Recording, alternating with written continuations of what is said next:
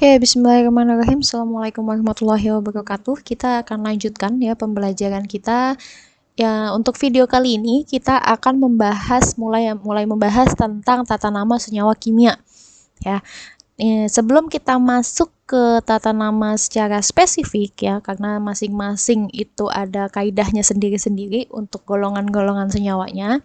Saya akan beritahu dulu secara garis besar. Nah, tata nama ini dibedakan ketika kita memberi nama antara senyawa anorganik dengan senyawa organik. Jelas itu kita akan berbeda kaidah penamaannya atau kaidah tata namanya. Nah, kaidah tata nama ini kita sesuaikan dengan IUPAC ya. Ini kita sesuaikan dengan IUPAC. Ya, kalau untuk senyawa organik nanti akan saya kenalkan nama IUPAC dan nama trivialnya gitu. Nah, kalau untuk senyawa organik nanti ada beberapa, anorganik ada beberapa aja yang punya nama lain seperti itu. Ya, jadi nanti kita akan bahasnya senyawa anorganik sendiri, senyawa organik sendiri. Tapi untuk kelas 10 ini kalian akan fokus sebenarnya di senyawa anorganik.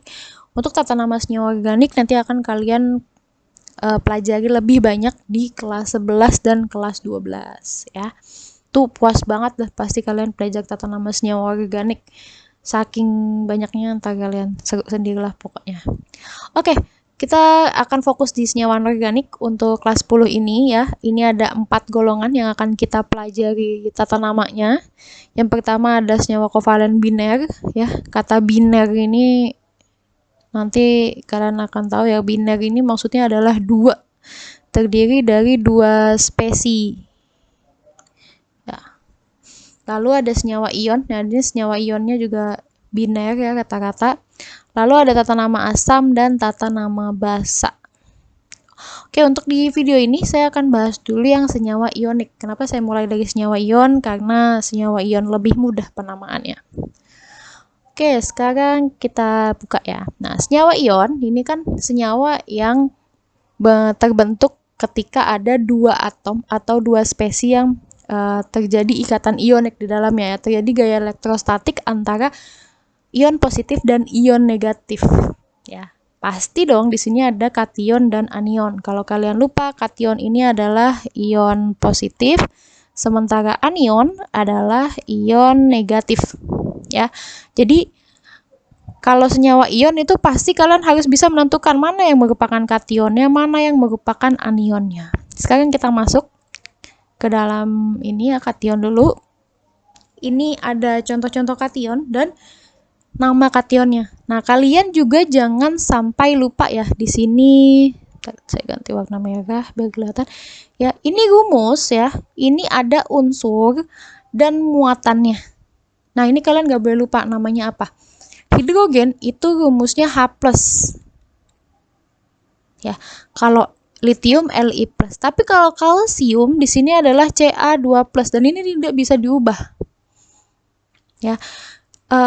Muatan-muatannya di sini ya, berapa besar muatannya itu sudah dari sananya gitu ya. Kecuali untuk untuk unsur-unsur transisi, logam transisi ya, ini bisa lebih dari satu ya, tapi ini Sn dengan Pb ini memang masih di golongan A tapi bisa punya dua bilox ya, makanya bisa ada dua muatannya.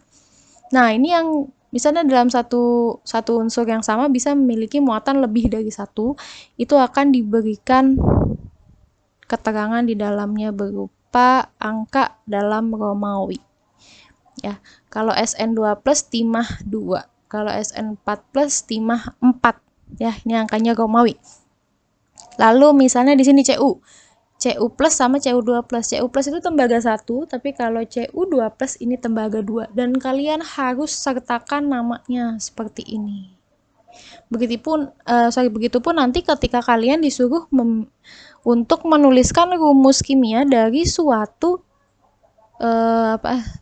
rumus kimia dari suatu senyawa gitu. Misal tuliskan rumus kimia dari tembaga 2 sulfat misalnya. Nah, ini kalian harus bisa nih. Berarti kan di sininya Cu2+, nanti sulfatnya apa tinggal direaksikan. Ya, ini jangan sampai lupa. Pokoknya Nanti ya kita belajar pelan-pelan. Ini untuk yang logam transisi, ini sebenarnya semua namanya sudah ada, tinggal kalian sesuaikan aja ya mana. Oh ini terdiri dari yang ini sama yang ini gitu. Tinggal dimasukkan aja ya. Ini kation. Di buku kalian juga ada, nanti tinggal kalian lihat dan dihafalkan ininya.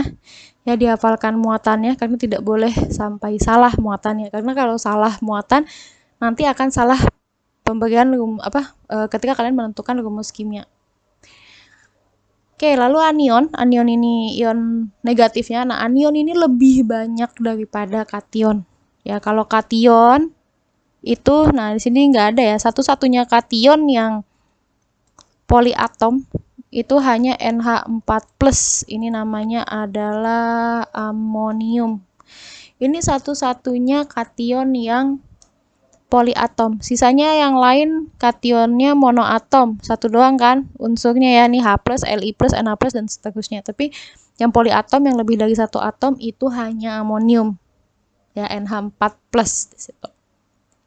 Beda sama anion. Kalau anion justru yang lebih banyak adalah anion-anion yang lebih dari satu atom atau anion-anion poliatomik.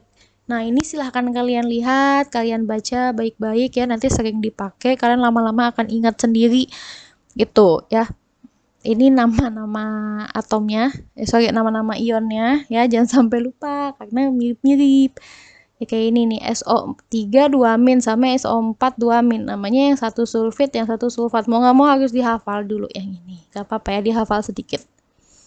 Ya, karena untuk tata nama senyawa ion ini memang yang berat tantangannya adalah hanya di menghafalkan nama dan muatan, rumus dan muatan dari anionnya. Ya, ini bukan kation ya, maksudnya ini adalah anion.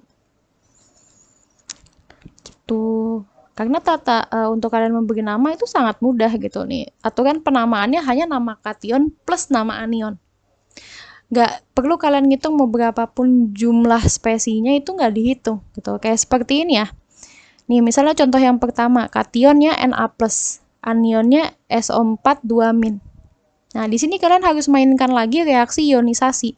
Berarti kan kalau Na+ ditambah dengan SO4 2- ya, kita mainkan muatanmu indeksku. Sini ya muatannya SO4 jadi indeksnya Na jadi Na2SO4. Nah, Na2SO4 di sini namanya adalah Na+-nya natrium, SO4- sulfat. Jadi nama garamnya natrium sulfat. Selesai. Ya. Tantangan kalian hanya di menuliskan rumus dari garam atau dari senyawanya. Seperti ini. Misalnya Fe2+ ditambah Cl-. Fe2+ ditambah Cl-. Ya, semester lalu kita sudah belajar di ikatan ionik ya.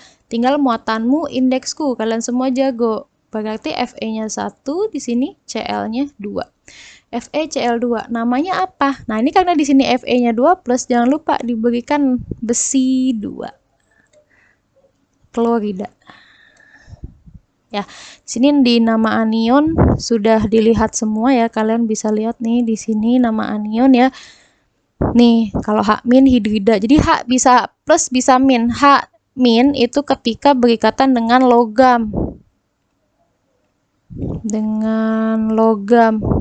Biasanya cuman NaH terus LiH gitu aja.